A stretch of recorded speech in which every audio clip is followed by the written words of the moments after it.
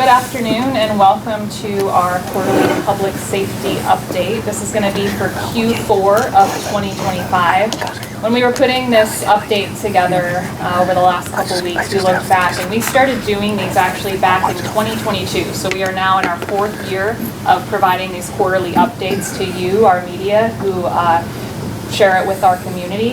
And this will be our 17th update, believe it or not. So if you have not attended one of these updates before, I just want to give you a quick overview of what that's going to look like today. So we're going to give you a high-level view at violent crime in each quarter, but this update's going to be a little bit different. As with other Q4 updates, instead of focusing on just the quarter, we're also going to give you a whole look at 2025, because I know that that's a really important topic for you as journalists to pass along to our community of what did violent crime look like in 2025 and how does that compare with 2024 and in years prior. We're going to also look into some strategies by our department and some of our partners, and then we're going to share some information about some upcoming events and ways to get involved. But before I do that, I want to turn it over to the table to my left so we can do some quick introductions and some quick opening statements, and then we'll go into some of those initial announcements. You want to introduce yourself? Yeah, I'm Assistant Chief Dan Skibins, and I'll be talking mostly about our strategies and our staffing. And then I'll follow up the Mayor James Mueller. Scott Ruszkowski, Police Chief. Captain Kayla Miller. So I guess we'll give a little bit of high-level comments at the beginning before we dive into the data and the slides. But overall, 2025 followed roughly, and in some ways improved upon the low violence numbers from 2024. And when you combine 2024 and 2025, this is the lowest murder rate South Bend has seen in at least 20 years, perhaps my lifetime, but we don't have quite the record keeping fully to go back further than 20 years reliably in the same way. But in the last 20 years, there's only been one other time in which back-to-back years had under 10 murders in each of those years, and that was 2010 and 2011. And so, again, this was a good 2-year run. Of course, the beginning of 2026, we've seen a couple incidents. We're going to talk about 2025 because that's what we're here to talk about Q4, but we'll answer what we can about ongoing cases and things happening so far in the new year. With that, I'll turn it over to Chief to make any other comments you'd like to make. So I think just on top of that, I don't know how many attend the Board of Safety meetings, but every month we give an update on our Part 1 crimes, and it's been 4, maybe 5 years in a row now that we've had a decrease every single month in Part 1 crimes. I know people just tend to focus on what is sensational at that point in time, and anytime there's violence involving anything, let alone a firearm, it becomes headlines or top story. But there's still other crimes that occur, and we have worked diligently to decrease those every single month. As a matter of fact, I know I'm putting the cart before the horse, but December's, which I'll present to the board, is an 8% decrease. So with that being said, I'll leave it to Kayla if she wants to make any comments, but nobody ever asks about what about everything else. It just seems to be focused on one specific, which obviously is you don't get a do-over once that trigger is pulled.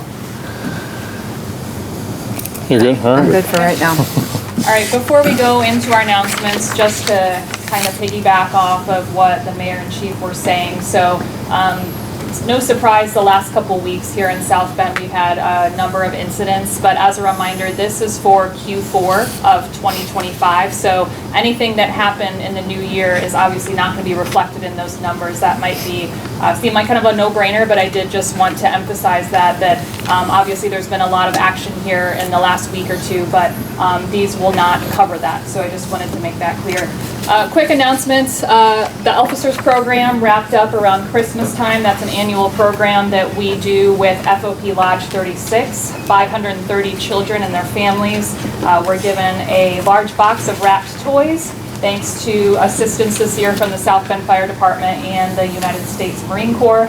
Applications for the 2026 program will be available after Thanksgiving. Our Citizens Police Academy, we are going to open up the application for the Spring Academy either today or tomorrow. It'll run March 3rd to March 5th. It meets Tuesday nights at 6:30 here at the police department. Kind of gives you an inside look at how we do things here at the PD. I encourage everybody to attend, especially journalists. It'll help provide a better understanding of why we do the things that we do. And then lastly from me, our Prospect Day. This is a hiring model that we implemented several years ago when we were in the midst of kind of a recruiting crisis. Now that things have leveled off, we've seen that it's continuing to be an effective strategy for us to bring in new recruits and prospects here at the PD. So that next one will be Saturday, March 28th. That application is open. This allows applicants to complete a majority of our testing process in just one day. It removes some of those unnecessary time periods between the written and the physical test. So sbpolicejobs.com, you can learn more and find the application there. And with that, I will turn it over to Chief Skibins for an update on our recruitment and hiring in 2025. Thank you, Ashley. Sure. Thank you, Mayor. And the first slide we have is an overview of our staffing. At the end of Q4, we had 254 sworn officers. That was due to hiring 21 recruits throughout 2025, which is a slight uptick from what we had the year before. It was around 15 or 16 in 2024. But we did have more retirees or resignations in 2025 as well. That number's at 13. The previous year and most years, we averaged between 8 and 10 for retirements and resignations. To give you a real-time update, I can tell you that we did have 4 officers retire after the first of the year. So right now we are sitting at 250 sworn officers. We hired 11 that are going to the academy. Actually, they left already. They started with their agility test on Sunday at the Northern Indiana Law Enforcement Academy, and they're now starting their training as of Monday at NILEA. Also of note for 2026, a change that's going to impact us. Ashley talked briefly about Prospect Day that's coming up at the end of March. It won't affect the March Prospect Day, but our Prospect Day that will land between August and October for officers who will go to the academy starting January of 2027, the agility test is changing. Northern Indiana Law Enforcement Academy as well as ILEA have made it a choice, and that is to adjust the agility test so that it's more of an obstacle course, if you will. The reformatting of it is to cover police functions more so. There were certain elements of the testing before in the agility test that were they realistic to the duties of an officer, such as the vertical jump that has been removed. Other things have been added through the reformatting, but it will be more of an obstacle course, and we may have to, it's undecided right now, send our applicants to NILEA for that actual testing because we need a large area to do it and certified instructors that determine whether or not they've passed the test or not. So that is largely undetermined at this point, but it will impact us in 2026 in the latter half. And that is all I have for our staffing update. Sliding it down to Chief Ruszkowski now. Oh, it'll pick up from there, maybe. We'll get it Right in front of me, Yeah, okay. right in front of you. Make sure you get picked up. All right, so they generously gave me 3.5 slides. They don't know about the 0.5 yet. But our first one is, this is a snapshot of our gun violence. So in 2025, we had 574 gun violence incidents. I want to be clear that gun violence incidents means every incident involving a gun. So that's a pretty broad category. And I also want to note that does not include accidental shootings, suicides, or shootings that have been deemed justified. Those are criminal assault shootings only. 574 incidents, which is just over 11.5% decrease from 2024. So it was 649 in 24, 574 last year. The criminal assault shooting victims was 56 last year, and in 24 it was 62. That's almost a 10% decrease. And then we recovered 560 firearms, 705 in 2024. This is just a further breakdown bar-wise to show you that when you look at the overall a year total was 9.7% decrease in the criminal assault shootings, 7 fatalities, and then our group or gang member involvement was half of those involved group or gang members. So again, since 23, we've seen a downward trend. I think Kayla will probably hit further when it comes to the actual investigative parts of those. And then the next slide is our total calls for service, and people always ask, well, it's getting worse because you've had more calls, and I will say to the contrary, that people are entrusting us, have faith in that we are going to do our job, and that's why they're more apt to call us more on these incidents. Now, you look at those and you see like 1.5% roughly of our calls, which isn't that much in the grand scheme of things, of 104,000 calls, were calls for service that are mental health related. And we had 1,664 documented known cases where it involved some type of mental health related incident. Reminder, please use our transparency hub. We put it out there for you so you can see that in as quick as time as we can get it out there. Obviously, it's about, what is it, Hannah, 5 days into the following month that's updated. We usually give a little bit of, to get all the numbers and make sure everything is correct. We go through records, we go through what we have, we go through case management from the Detective Bureau, all those put together to make sure that our numbers are fair, true, and accurate. That's it, except for this is the other half of the one. I just want to remind before Kayla gets into it that every murder is a homicide, but not every homicide is a murder. Thanks, Chief. Hopefully the slide helps break that down. If you recall, we actually changed the look of this slide in Q3 of 2025 to hopefully help reflect that and make that a little bit easier. So our numbers for 2025, total homicide investigations were 10, with 2 of those being ruled justified. 1 was charged as a reckless homicide, and there were 7 murders. So that total murder victims were 7 for 2025. Death investigations that the Bureau handled, total death investigations was 16. As you can see, that is up from 2024.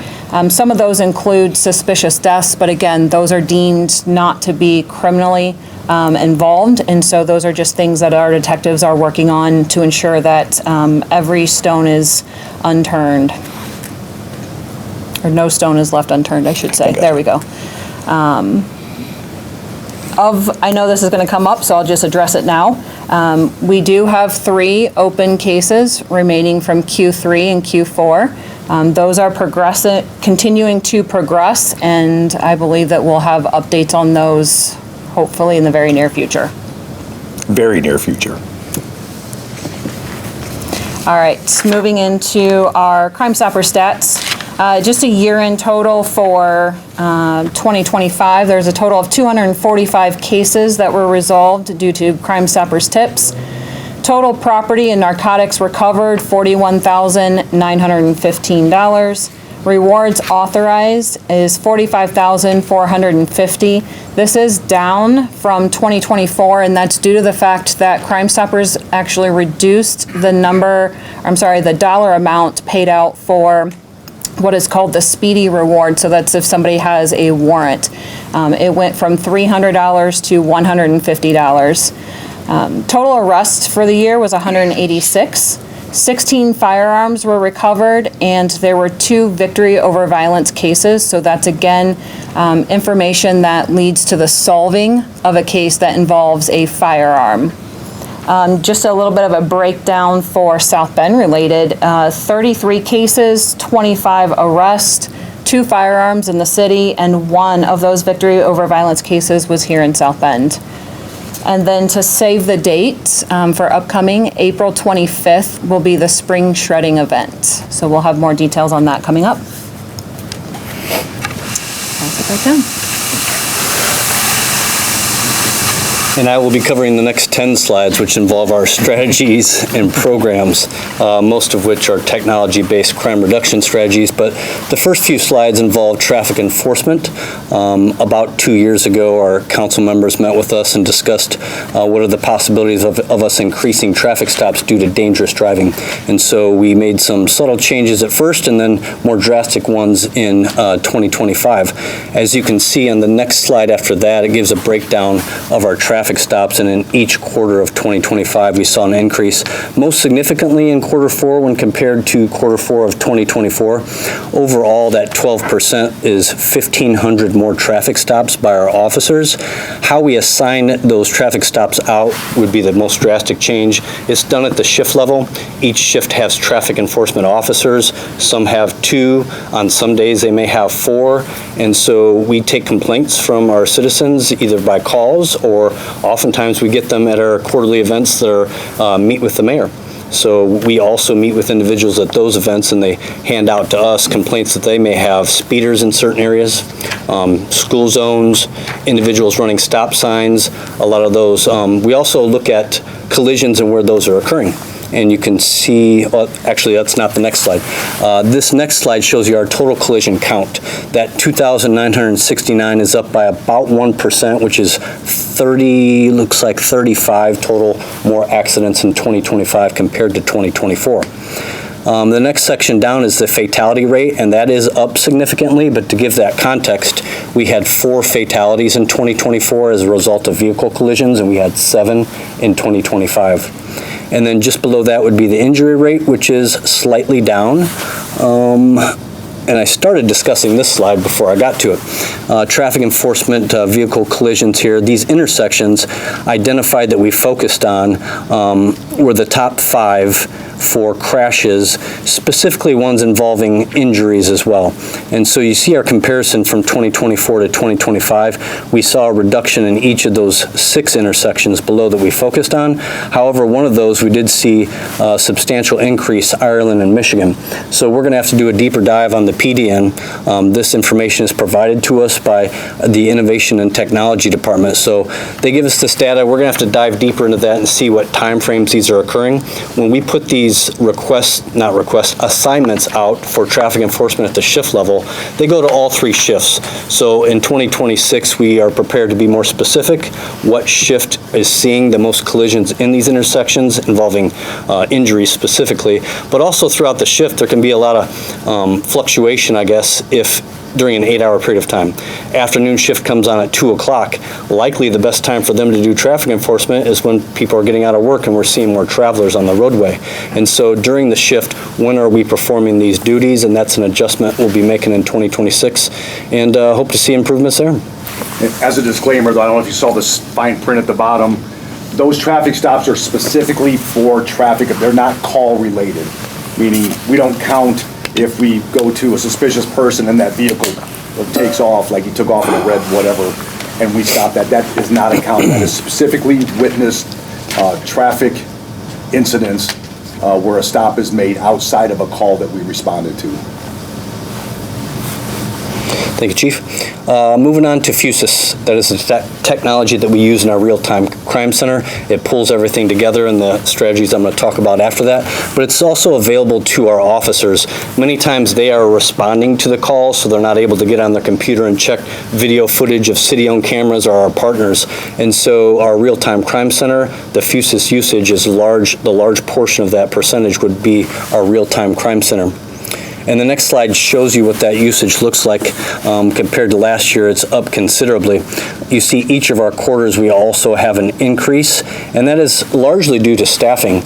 We did increase our staffing in the real-time crime center up to 6 in 2025. About midway through the year is when we were finished with most of the training. We do have 1 new individual that's finishing up training now. That one of the things I wanted to point out is we saw an increase in the number or the percentage of cameras used that are not city-owned. So 30% of the Fusus usage was from partners, mostly businesses that have integrated with the real-time crime center. So I'd like to see that number going up. We're up to about 85 or 86 on my last check of businesses that have fully integrated into the real-time crime center. And then on the next slide, there are a couple success stories here. We've chopped this down a little bit. I think we had about 4 last time, and it took a while to get through. But in quarter 4, we had an assault in which an individual was also robbed. The real-time crime center was able to get photo images and get those pushed out to officers on the street. Those officers made an apprehension and got the property back to the victim. And then the other situation was individuals were seen with masks and guns, and a vehicle was identified by the Real-Time Crime Center involving those individuals. That information, again, relayed out to the officers who were out in the street. They made a traffic stop and were able to get stolen firearms recovered from this vehicle, and arrests were made in that situation. License plate readers, flock. Again, we do utilize those. We have roughly 45 flock cameras throughout the city on major thoroughfares. In the next slide, you'll see our case assists, and those are also up. Again, a large portion of that is due to the staffing in the Real-Time Crime Center, but total number 176 in 2025 compared to 151 in 2024. Most notably here, firearm-related aggravated assaults up from 16 to 20, and then also homicide investigations. Oftentimes, flock cameras come in handy and help with leads for our investigators. So that number going up as well is beneficial to us, and it doesn't necessarily mean that we had more homicides or aggravated assaults, because the chief just went over that data and we actually had less, but we're getting more reliable information coming in from our Real-Time Crime Center. That, I think, oh no, one more. Resource router. So this is the technology we use to deploy resources, officers to pay specific attention to certain areas. It is an unbiased approach that is software driven. So if there's a crime trend, and maybe that trend is burglaries to garages, this looks at each day reports that are filed. If a trend is identified over like a 1 or 2 week period of time, it'll give missions for those officers to go out and spend time in. Once they spend time in it, it is considered a mission complete during their shift. Each shift has several missions on each side of town that they have to complete. And on the last slide that I have, it shows that 99.7 of those missions were complete in Q4. Our overall total is up because we did see a slight increase in number in percentage of missions completed, but we also have ad hoc missions. So when we have special events, we oftentimes will add an ad hoc mission, which means we create that mission. So Fusion Fest would be a good example. We create ad hoc missions around the area of Fusion Fest, and so officers have to spend time that are working the streets. Obviously for Fusion Fest, we also hire officers to work on the inside, but we also want to keep the area safe on the outskirts of Fusion Fest as well. And that is just one example, and that's why you see the total number go up for missions completed in 2025 compared to 2024. That, I believe, is all that I have. So before we get into the Q&A, we just have a couple events that we want to highlight before we turn it over to our audience here. Some community engagement events we have planned. We have our monthly community crime stat meeting. We actually have one coming up this week, and then we have one in February. And then, as I mentioned, our Citizens Police Academy is going to be, the deadline for that is in February 14th, and then our Spring Prospect Day, April 26th. So just touching again on some of the things we discussed in the beginning of our presentation. So we are going to open it up now to questions. If you have a question for a specific person at the table, just make sure to address it that way. Otherwise, if it's more of a general question, that's fine too. So it is your turn to ask. For Mayor and/or Chief, I know, Mayor, you had said in the beginning with the decline for the 10 homicides that it was. Can you guys kind of just reflect or talk about how it's been, obviously, with these first few weeks in 2026, with it being 4 shootings and 2 of them being homicides? Obviously, you guys are, we're talking about this decline that's happening, but seeing what's happened, within these last few weeks, kind of just reflect on that a little bit. Right. I mean, this is why we do the quarterly updates, so that we can look at a regular interval how we're doing relative to previous years. Obviously, the first couple weeks of the new year have not been good for us, but we'll see. The question is, what happens from here on out? Are there retaliations? Are there further violence that spirals from this, or are we able to get a hold of it and get back to times of no shooting? So I think it's too early to tell how 2026 will go, but we did say last year, historically, every time we had a low year, there tended to be a bounce back year, and we didn't see that in 2025. We hope we don't see that in 2026, and it's too early to tell right now. I think with that, I will just tell you from our end, it's very frustrating. So when Kayla mentioned that we still have 3 open cases from Q3, Q4, the detectives don't stop working. They're still working those cases, but when you have what we had in the first couple of weeks of this year, they have to stop what they're doing from those cases and attend to these ones. So they haven't given up. They've just doubled or tripled at times their cases that they're trying to bring, right, fair, and just resolve to families and our community. So they've been busting their tails. And I know it's frustrating for families of victims that are seeking justice, absolutely. But we also feel the pain too, and I can tell you Kayla and a lot from her crew haven't slept in a couple days.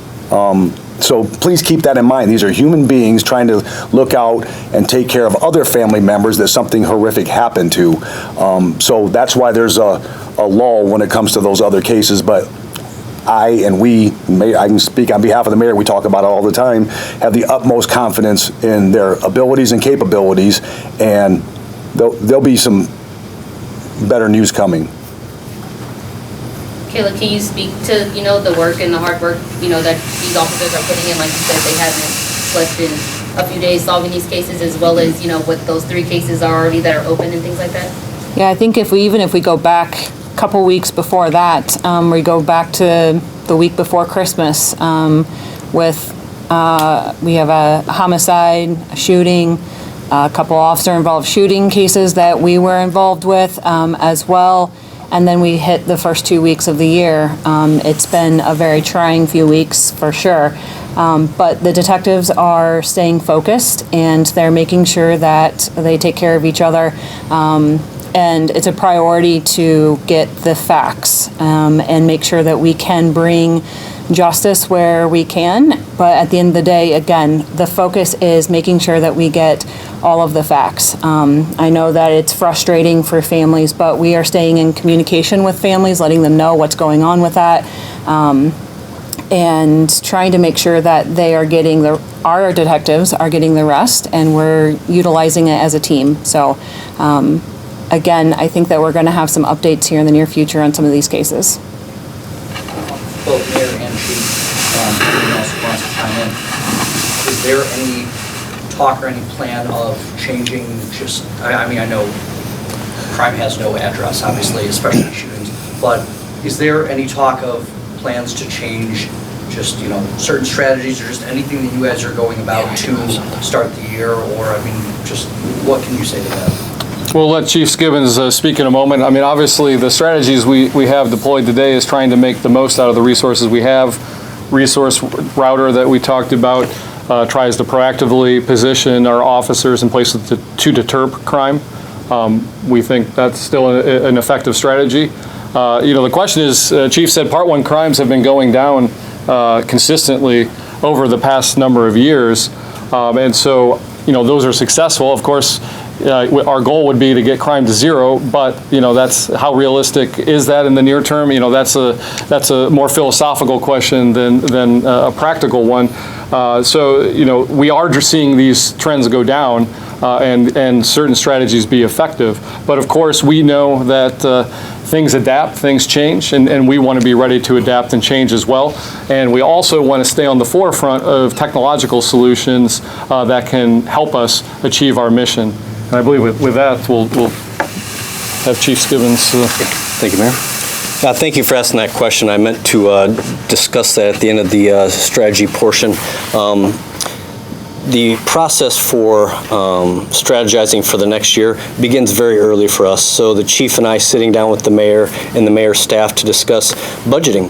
The budgeting cycle ends about halfway through the year. We need to finalize things, and so we have to look and forecast for the next year what things could enhance our real-time crime center, what could be a proactive approach for us to keep this trend going that the mayor just talked about, 3 years of decline in criminally assaulted shooting victims. And so one of the things we research is DFR. Drones as first responders. You see this growing trend throughout our country with utilizing drones, and it's also in law enforcement. And the technology has come quite a ways over the last 2 years, utilizing radar. There's a company that we're in discussions with for a potential pilot. And so more information to come in the upcoming weeks, but that is one way that we could enhance the real-time crime center, is by having drones as first responders that would go out to calls for service that are priority calls.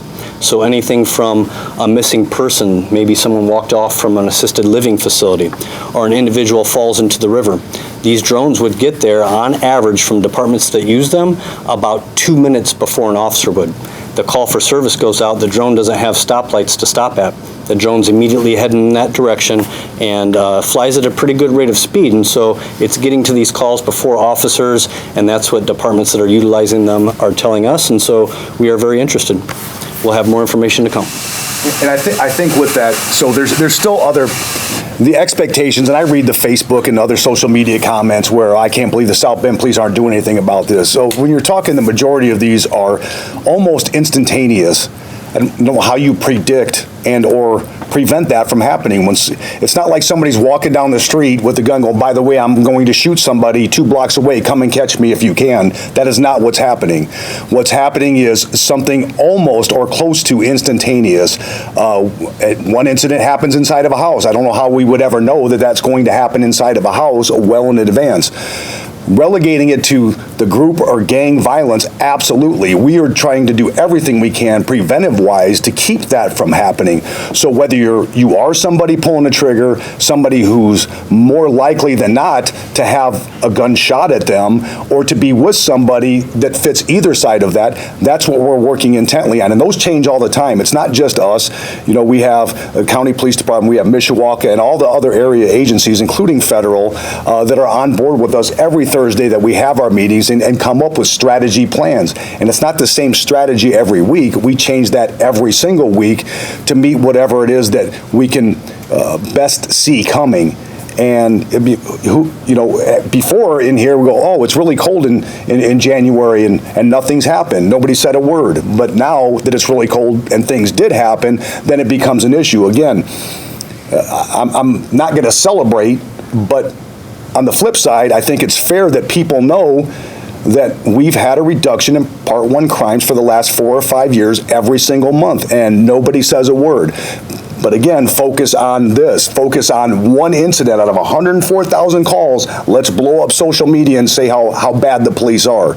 Look, we're just looking, just like you would expect of us for everybody else, be fair. Be fair, right, and just, I'm not scolding you, I'm scolding everybody on there that wants to take the proverbial pot shots at us on social media. These officers and these detectives are busting their rear ends trying to resolve these and solve these cases, when hopefully somebody would call and go, hey, something bad's about to happen, and we can intervene before it becomes an arrest, before it becomes crime scene tape. We can do these things. I don't know, I'm trying to think of the right way to frame this question. Obviously, there is always a concern with gun violence anywhere in this country, obviously here as well. Where is the level of concern with the recent events? And just, I guess I'm looking for, Chief, Mayor, anybody, just where is your level of concern at the moment with the events of the past couple of weeks?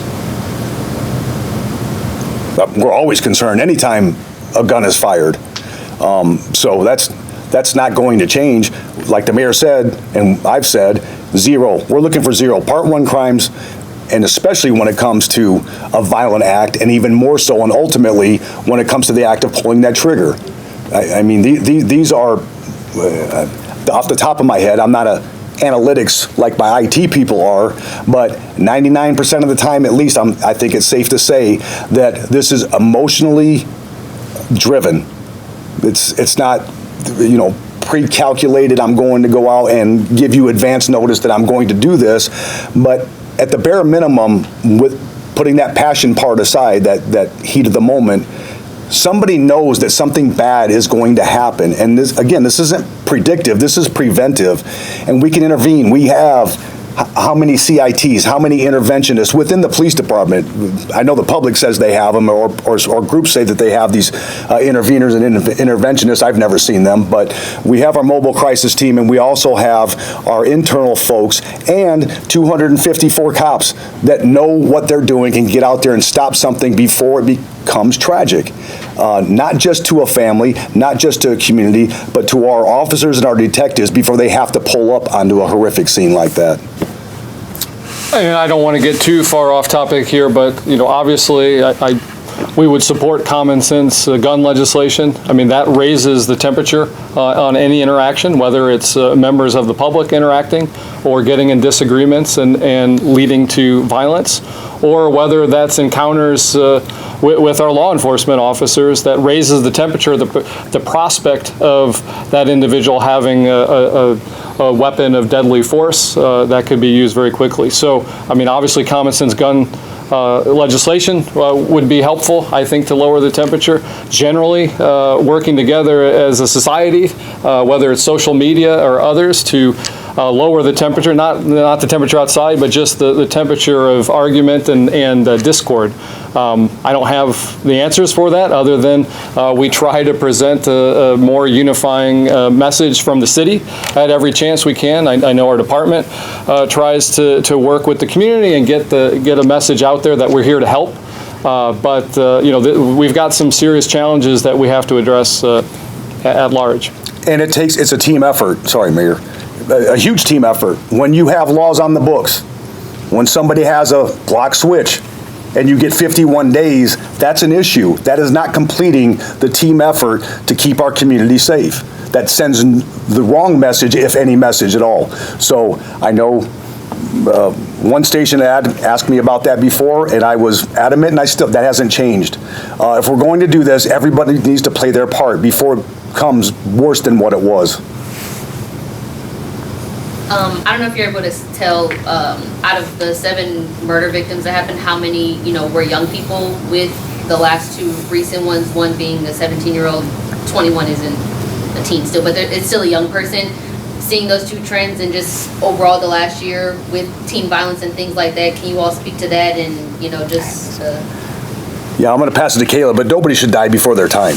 I don't care if you're 80 and you get struck and killed by a bullet, or 12. That should never happen, but I'll let Kayla expound. We pulled some quick numbers because we kind of expected that question to come a little bit as we're still wrapping up our year-end stats and everything. But I know we had a couple weekends throughout Q3 and Q4 where it seemed like everything was happening, where it was an 8-year-old, a 12-year-old, a 1-year-old, and it seemed significantly worse. Anytime there's a child, it's very tragic for everyone, but in those moments, it seemed to give us a worse picture than what it really was. Historically, we see about a 20% involvement in our criminally assaulted shootings with juveniles. And that means that they're either a victim, a suspect, or a possible suspect, and we're sitting right around that same number this year. It's right around between 17.5% to 20%. So again, just quick numbers on those. So overall, it's about the same as what it was in 2024. I have a question. This one's a bit more general, but can you remind us when the department switched from ShotSpotter Connect to Resource Router and the reasons why that decision was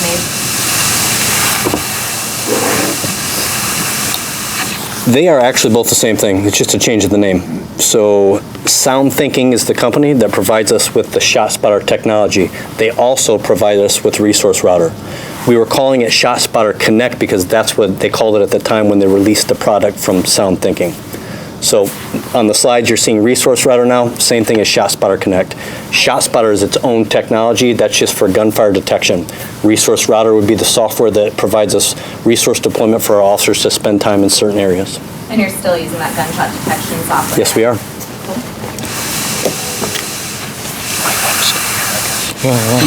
But we still want people to call in, regardless. Do not count on technology.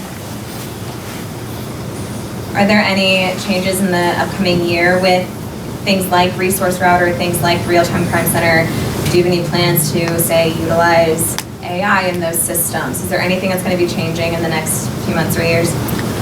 The big change was mentioned just a few moments ago by Chief Skibins. That's, I think, the biggest technological change that we're seeing. Yep, from a technology standpoint. The other would be staffing. We're now getting to the point with that final individual being trained up that will have 7 days of coverage in the Real-Time Crime Center, 20 hours a day. So we should see continued improvement with our stats when it comes to usages of FUSIS, FLOC, and possibly even DFR.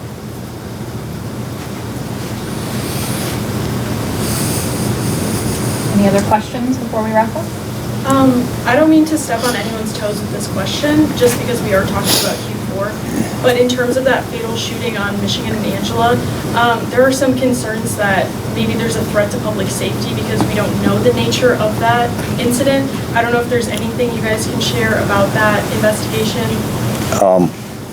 I won't go into details, but I can tell you that if we knew of a concern that would be dangerous to the community, you would be told that. I don't want to get, unless you want to, Yeah, I didn't think so. No, it's a very, very rapidly evolving investigation. Like we have talked about, the detectives have spent very little time at home sleeping and very much time here at work. And a lot of progress has been made along the way in multiple cases. So hopefully things will be updated soon.